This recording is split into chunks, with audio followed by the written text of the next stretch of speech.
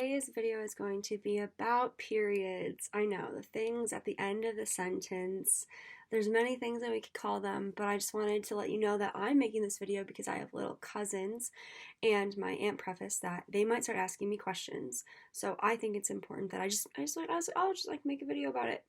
If you are going to think that this is gross, it's a body process. It's not like anyone was like, yeah, I would love to just bleed from my vagina for a week or more than that. Like, no one asked for this. It's just what we're dealing with, which is why I think it's important that we talk about it.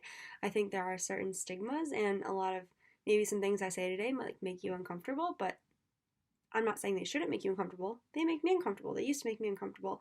But I think it's important that we acknowledge that this is a process and we don't have to be hush hush about it because it happens to a lot of people.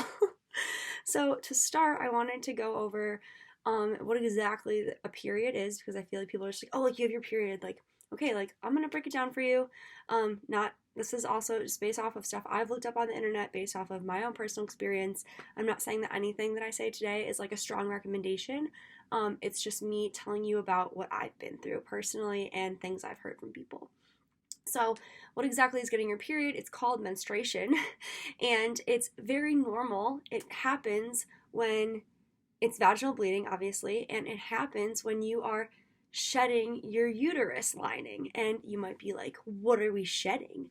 Well, your body prepares for you to be able to carry a child. So you have an egg that gets released, and you also have your uterine lining that builds up to be able to house a child, essentially, growing child.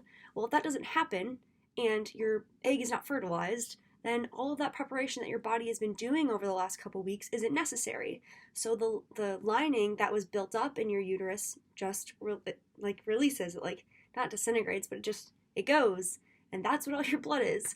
So from that, congratulations, you're not pregnant. I think it'd be a lot easier if we got like a little like note in the mail that said congratulations, but instead we deal with blood. And according to Healthline, it said that most women lose between 2 to 3 tablespoons of blood during their period. However, I would like to strongly disagree with that because I have a very light flow and I feel like I lose more than that. And I know people that have very, very heavy flows and they lose way more than that. I don't know if you guys know this, but tampons go up to like really, really high sizes. Like there's like normal, there's light, there's normal, there's like super plus, and then I think there's like super, super plus. Like these things are like huge. Like they're very thick. And women are just putting these things, if you use tampons, in your vaginas because that's just how we deal with it. I've recently been wanting to investigate the menstrual cups personally, because I do think it'll be like a lot more sustainable option. If you don't know what a cup is, you should definitely look it up. But basically, it's a little cup. This is a thumbtack's little thing, but obviously this is not what it looks like. But it's roughly like, it's smaller than this, but basically it's like this little like silicone cup, and it folds up, and then you put it in your vagina, and it pops open. You put it past there, and it pops open, and it catches all your blood. It's just like a little blood trap, I guess you could say. But in addition to that, there's like panty liners, there's pads, like there's tampons. I only use tampons really, but a lot of these things you should look into. You should see what works with your body, see what you feel comfortable with wearing. Like personally, like as an active person, having a pad lining my underwear was not reasonable. Especially for like the type of underwear that I like that was also really difficult to work with. So that's why I primarily use tampons. But these are things that are important to look into. Like I said, you need to see what you feel comfortable with. Like maybe you're not comfortable with like sticking something up inside you. Maybe you'd rather have it be natural and come out, and like that's totally up to you. One thing to consider is that tampons and honestly like a lot of like female healthcare, it can get expensive. So I think the one thing about the menstrual cup that was very inviting to me was the fact that you pay for it once and then that's it. And it's also like very sustainable and like eco-friendly, whereas for tampons you're buying those and you're throwing away. You have the applicator and you have like the outside external part. But yeah, so I think that would be like, that's a good option to look into if you are into experimenting. However, if you're watching this video and you are waiting to get your period or you just got it, I would definitely recommend first starting with pads, just so you can understand how heavy your flow is. Also, like the first time you've ever potentially stuck anything up your vagina. It's scary. So until you're comfortable with doing that, it's important to, like, just, I don't know, I can't express, comfortability is a big thing.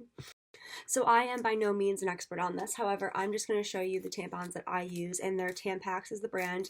These are lights. I have a very light flow because I'm on birth control, using it to be responsible as a growing adult and also making sure that I have a pretty regular period, which I do. And I'm also pretty light in the bleeding, I think because of the levels of the different hormones that are in my birth control. Okay, so in case this is new to you, I'm just going to show you. So usually, at least on this tampon, there's like little opening tabs. So you're going to open from this side. The tab, that side that you open it from, is the side that it's going to have like your string, and it's going to have the applicator, like the pushing part of it. I don't know if that's technically called the applicator, but the pushing part of it. Because if this part is going to be inside of you, you really don't want to touch that. Like, that's entering your body. You definitely don't want to touch that. Okay, I don't have anything I can really, like, show this on, so we're just going to go for it. But basically, the way I hold tampons is I hold them like a pencil, essentially. I'm also a righty, so I would hold this in the hand that you are comfortable with using it.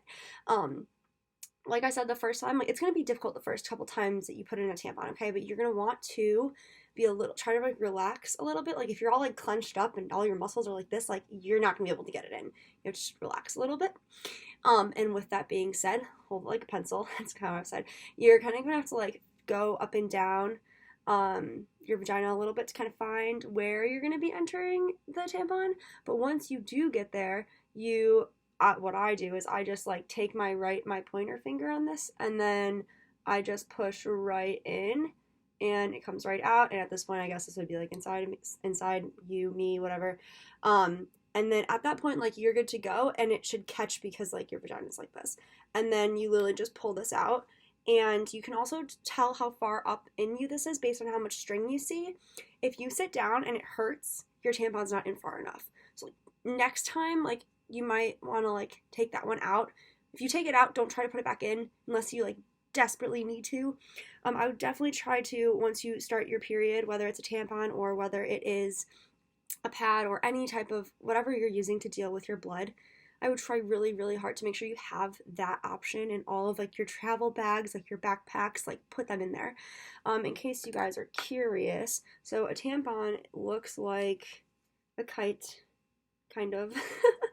And I just pulled this out, obviously, but it's usually crunched up very, very tight. It can hold a fair amount of blood, but if this gets too full of blood, you want to make sure that you're changing it a fair amount of times to where this is not going to overflow, and then it goes down your string, and now you're staining your underwear, and you might have to change your pants. You don't want to deal with that. So you want to figure out how much blood you're actually bleeding, and like I said, that's dependent on a handful of things.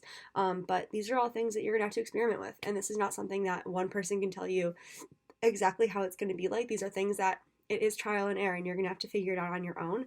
But there are people who have answers to your questions in terms of general questions. And yeah, so I wish you the best of luck with everything. I'm going to, if I ever do actually experiment with the menstrual cup, which I am very interested, I just got over my period though, so it might be like my next period thing. I'll make a video about it because I feel like it's important. I definitely did not cover everything you need to know about periods. I just basically talked about tampons and how they looked like kites. But if you have any questions or anything, you can always comment. If you don't feel comfortable with that, you can find me on social media. My name is Brooke Bednarki, and I wish you the best of luck in your bloody endeavors.